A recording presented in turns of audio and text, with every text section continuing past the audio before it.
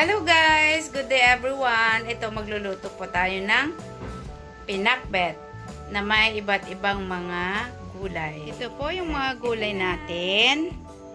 Yan, talong na bilog at saka yung pahabang, maliliit, okra. Yung ating sigarilyas, binili ko pa nung isang araw, nag-iba na yung kulay, pero okay pa rin siya. Ang aking ampalaya. At lagyan ko ng Japanese beans. Yan. Alternative po yan. Pero masarap po siya na ilagay sa pakbet. Yan. At yung ating pangsahog. Pork.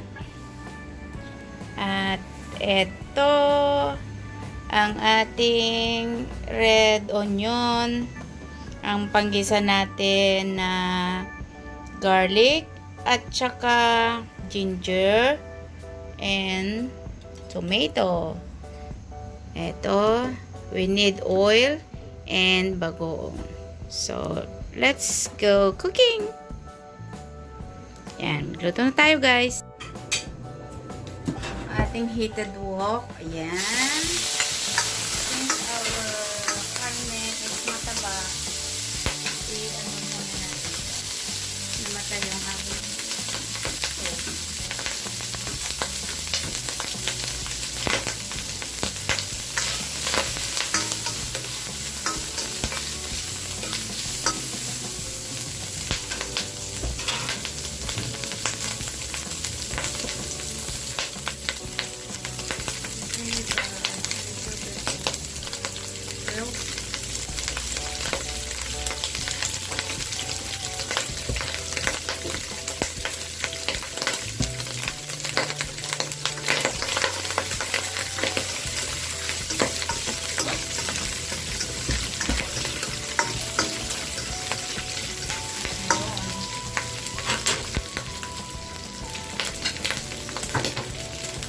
ilagay na natin po ang ginger at saka garlic.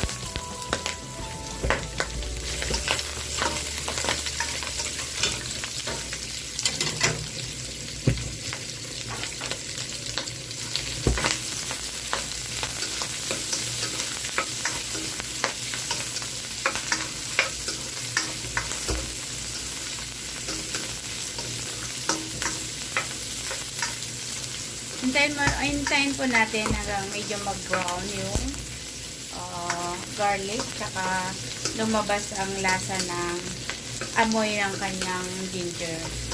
Yan. Yung ating karne, I already boiled to make it softer. Yan. Okay na po siya. Ilagay na natin ang ating onion.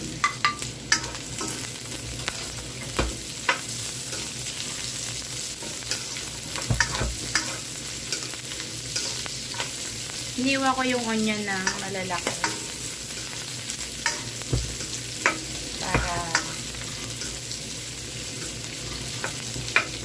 Para uniform sa ating mga gulay, di ba? Yan.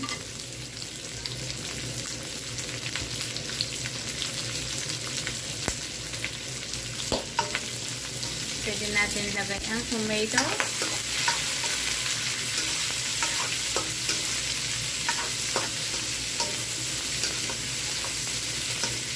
Yan po.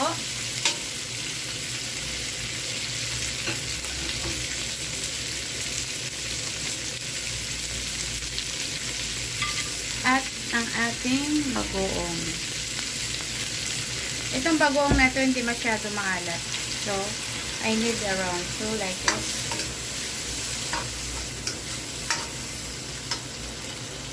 At kung gusto nating magdagdag po ng patis, that is optional. Pero tikman muna natin mamaya kung okay na po yung lasa niya. Yan na po siya. Nangangamoy na ang bagoong. Ang una nating ilagay po is yung ating beans. Kasi mas masarap po kasi yung beans pag nag-absorb yung bagoong niya. Yung lasa niya, I should say.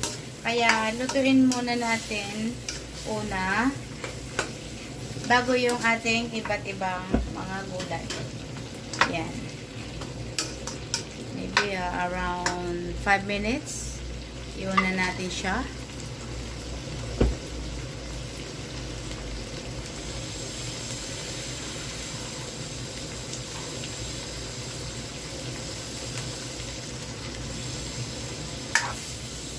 We need maybe a half cup of water. Yan. Para maluto yung kanyang gulay. Yan. I-boil po natin. Takpan natin siya. Okay. Yan. Let's put our vegetables. Okay na po yung ating beans. Unahin po natin ang ayan. Sabay-sabay na po natin. Ayan. Ayan siya. Okay.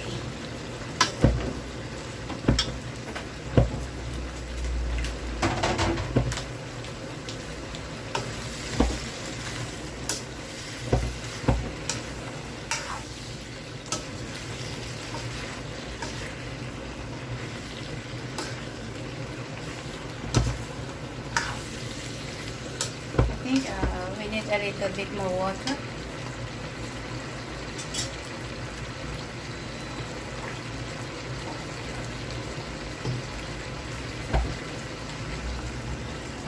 Adding a little bit water.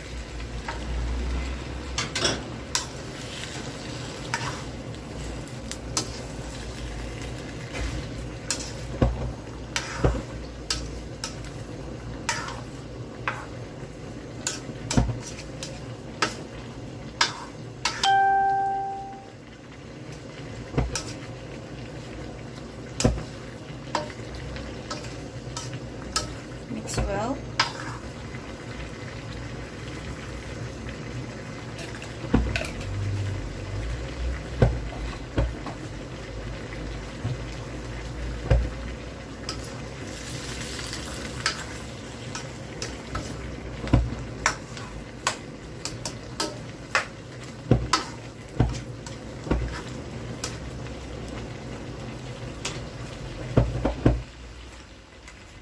We will cover it. Ayan! Ang sarap ng ating pinakbet! Let's check. Okay. Okay na po yung ating mga gulay. Ayan siya. Lutuin pa siya lutuin pa natin ng konti pa. Pero wag na po nating tatakpan para hindi malapsak masyado yung ating gulay.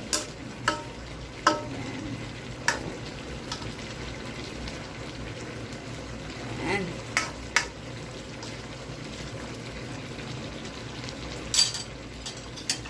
Tikman natin.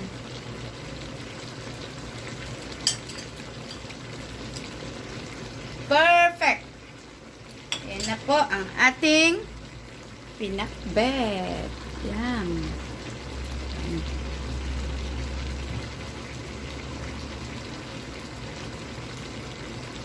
So, tapos na tayong magluto.